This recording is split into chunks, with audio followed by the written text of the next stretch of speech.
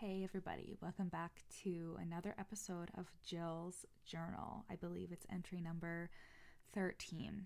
And Jill's Journal is all about being raw and real. And I'm recording this. You're hearing this tomorrow on Friday, but I'm recording this on Thursday, which I always planned on recording this today. But then we got some really shitty news that a very close family friend passed away. And we call him Uncle Georgie because he's my dad's best friend. And they've been best friends since high school, or even like earlier than that. And he's that uncle that isn't your real uncle, right? Like he used to spend all of our Christmases with us, and we used to go on vacations together.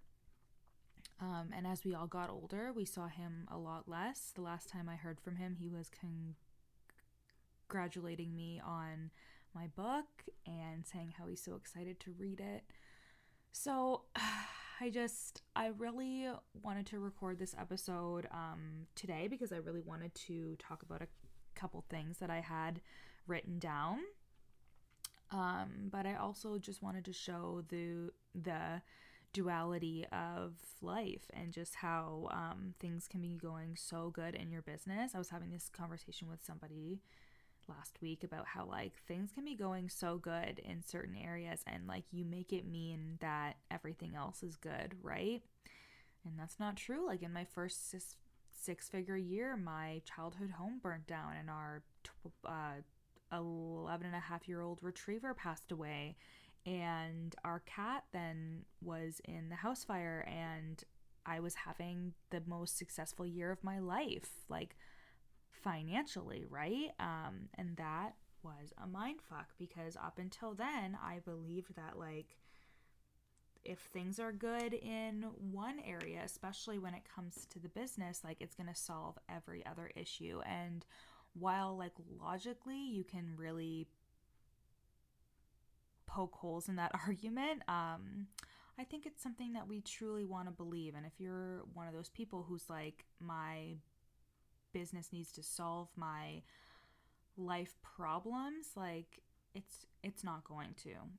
You have to tend to your life with compassion and care, and even when things are going really well in your business, it doesn't mean that everything is going to be perfect in your life. And where are you expecting it to be that way?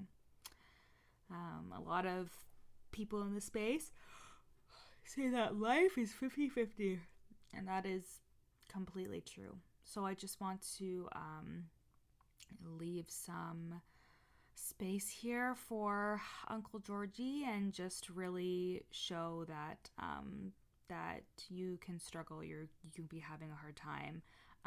I did cancel all my coaching calls for today, and that was good because I would not have done that in the past. And it was because I just want to make sure that I'm not coming off of a fresh wound and coaching, because nobody benefits when that happens, right? So all that to say, I have amazing clients. They were I'm so tired this morning. They were totally okay with it. Everything was fine. Of course it is because they're amazing. And life continues.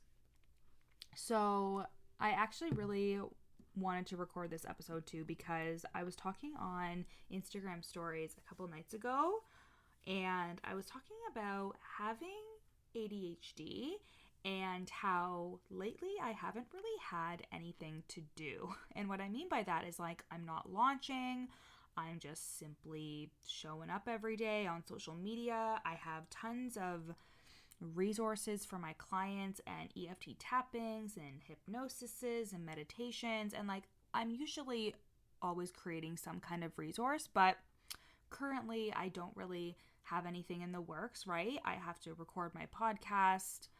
There's not a ton of things that I have to do. I have emails all scheduled out until the end of October, I believe, or the end of September. So, like there's not a lot of things that I have to do. And I catch myself being like, you should be doing more. I catch that inner imposter coming up and being like, whoa, you have hours of free space today.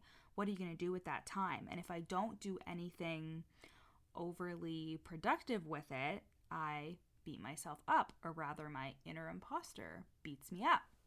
And if you have read You're Not Special, which is my book about overcoming imposter syndrome and stepping into your worthiness, if you have read that, then you will know that I talk about you being in constant dialogue with yourself and how I've been able to heal that productivity wound, how I've been able to like feel good about relaxing even in the middle of the week, how I've been able to rectify going from working full-time and always being on to being off a lot of the time, is through having this dialogue with myself. And when you have ADHD, you have a hyperactive brain, and that can look like external hyperactivity, or that can look like internal hyperactivity. So what a lot of people hear that get diagnosed with like ADHD is they hear like, you don't seem like you have ADHD, and this is usually in women. And that is because a lot of us have internalized our anxiety. So on the inside, we're screaming. On the inside, we're a fucking hot mess, but we're able to keep it so composed on the outside. And this can be so debilitating because there's just a constant track of thoughts and feelings and what about this and how about this and oh my god, like just like it's such a roller coaster. And not only that, but as a woman, I had to realize how my hormones really affected my ADHD. So in different seasons of my hormonal cycle, I had to start realizing like, oh, the week before I get my period and the week of it, like I am a fucking hot mess. It's so easy for me to get distracted, like very easy for me. Like I can't get shit done. Like I really can. And instead of beating myself up, pushing through it, I've learned to just talk to myself and be like, oh, we're in the middle of a cycle. And even though this happens every month and it happens every month, like it kind of snuck up on you again. And it's frustrating that we can't relax or we can't focus.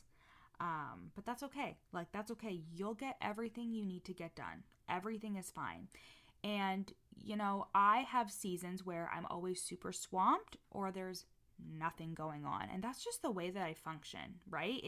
And again, there is so much releasing shame in here. You really have to release shame in so many different ways when you have a neurodivergent brain, because the only reason why you fight against yourself is because you believe that this shouldn't be happening. You believe that you should have a different brain. You believe that it shouldn't be this hard for you to do simple things, or you shouldn't be this emotional over something so small. The shame is what will fuck you up. And the reason why you see people who have ADHD, who are getting things done, who are doing things, and you see it not negatively impact their self-worth or their confidence, which I feel like it goes up and down, right? But it's because they've been able to release the shame about who they are and just instead be all encompassing, all supportive, all compassionate for themselves. Radical self-acceptance for who you are will change everything, including when you have ADHD, right? Like I used to be like, yeah, like self-acceptance with contingencies. Like if you are a person who is always late, or if you are a person who doesn't do things until the last minute or whatever, right? Like I used to be like, yeah, like you can accept yourself, but only if you're doing things the right way, right? And that's so fucked. I'm so sorry. I'm yawning a lot. And that's so fucked because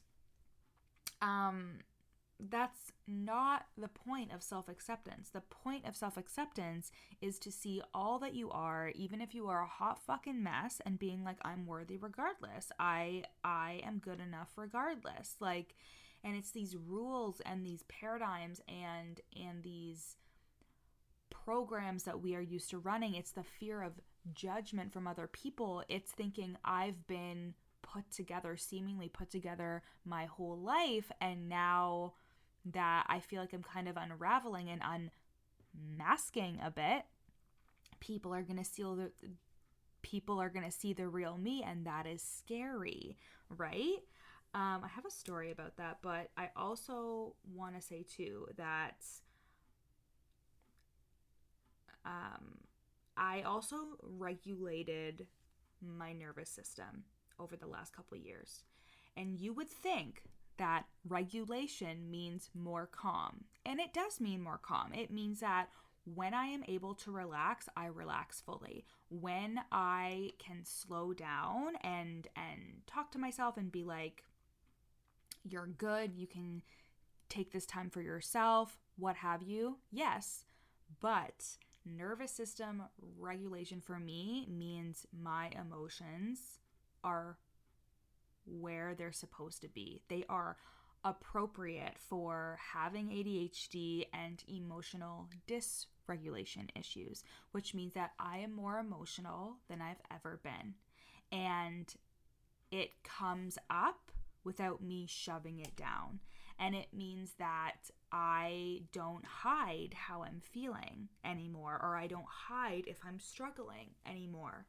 And again, this was a mind fuck for me because I was like, why am I having more issues now that I've done all of this healing? And it's because when you have a dysregulated nervous system, you are so used to being in survival mode.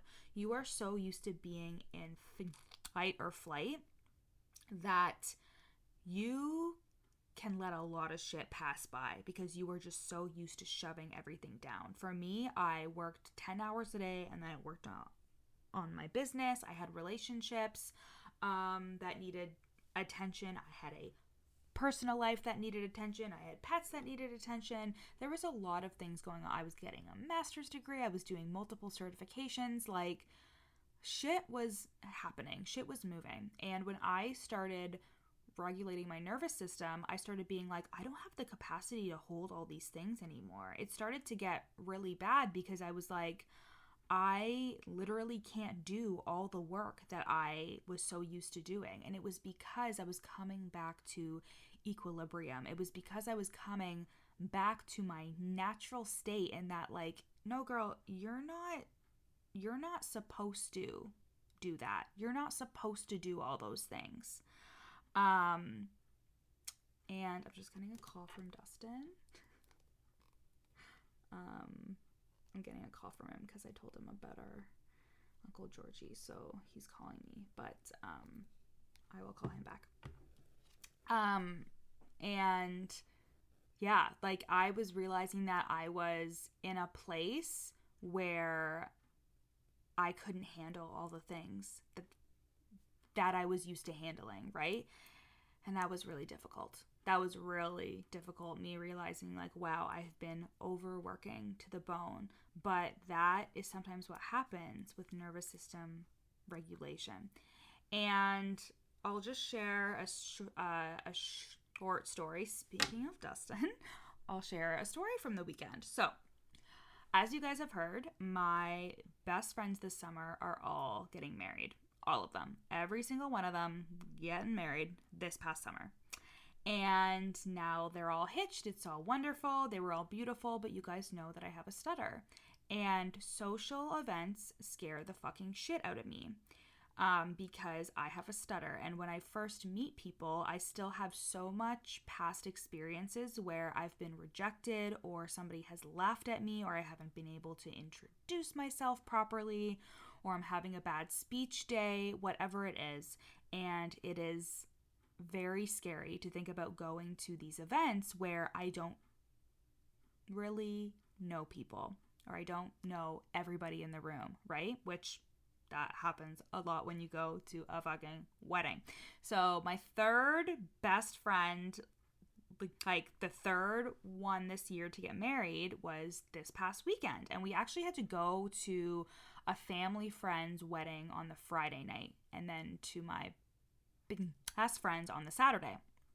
So I was an anxious ball of nerves for weeks leading up to this, being like, we're going to have to sit at a table with people I don't know, and we're going to have to make conversation and blah, blah, blah, all this stuff. So the first one was good. Like, we actually got there late because of traffic in Toronto. And anyways, it was fine. But the morning before my best friend's wedding, I woke up and I did all the things. I put a cold compress on my chest to regulate my system. I did my EFT tapping. I journaled. But I was still super anxious. Like, I would start to cry because I was just like stressed out. And even though I had all these tools, it still is really stressful for me. So I was like, hey, do you want to take Hugo on a walk? So Dustin and I are walking Hugo, and I know you guys can relate to this, but as somebody who's an anxious person, I sometimes get really irritable, and that's also a symptom of the ADHD, right? Is like being very irritable as well. And so, of course, the person that I take it out on the most is my partner. God bless him. And I was just like, I'm just so anxious. Like, I'm sorry for being so irritable. I'm just so anxious. And he said something to me, and at the time it really triggered me, but I was like, this is gonna be perfect for my audience. He said, it seems like it's gotten worse. I thought that you've been doing all this work on yourself, but it seems like your anxiety has gotten worse. And he wasn't saying it in a mean way. He was coming from, it hurts to see me how he sees me. Like, he feels hurt for me. He feels frustrated for me. He feels like he really wants to help me. He just like wants me to be happy, right? So that's where he was coming from. How he delivered it wasn't the most compassionate, and I did tell him that afterwards, and he was like, you're right. It's only because like I care about you, and it stresses me out to see you stressed out, right? But I was thinking about it afterwards, and I was like, it's because I'm not masking anymore.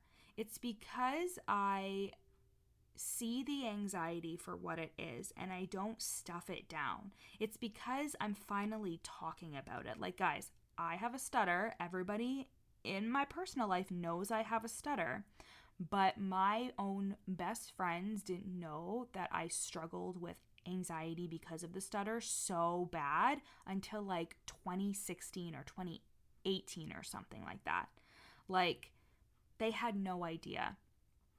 And I had to tell them. I was like, we're going on this Chicago trip, and I'm so anxious. I'm so nervous. I just need to like tell you guys, because at this point I was in therapy, and I was like, I don't know how to like communicate to other people. Like, it felt like I was in my own personal hell all the time, because nobody knew, not one person in my life knew how deeply anxious I was and how deeply rejected I felt because of my stutter. So when I finally started opening up about it, it was still difficult, but like now people in my personal life know because I'm more open about it, right? So again, he wasn't saying it to be mean or hurtful, but it was actually a time for me to be like, you're right. It does seem really bad, but it's only because you didn't see it when it was even worse than this. You know, like, you didn't see it when I was like hiding it. And I think that that is a huge thing, that I am allowing it to come up, seeing it for what it is, and just allowing it to be there and being like, fuck, this fucking sucks in the time, in the moment, it fucking sucks. But Then I went to the event and I got over it and we had a great fucking time. It was so much fun. And that always happens. I always meet the new people. They're always super nice, usually. And we had a great fucking time. You know what? Like, it's such a small part of the actual, like, interactions that I have with people, but that, like, what if they laugh at me? What if they think I'm weird? Time can really, really fucking stress me out. And it's okay. Like, I am a human being. I am an amazing coach. I am an amazing fiance, sister, child, all of the things.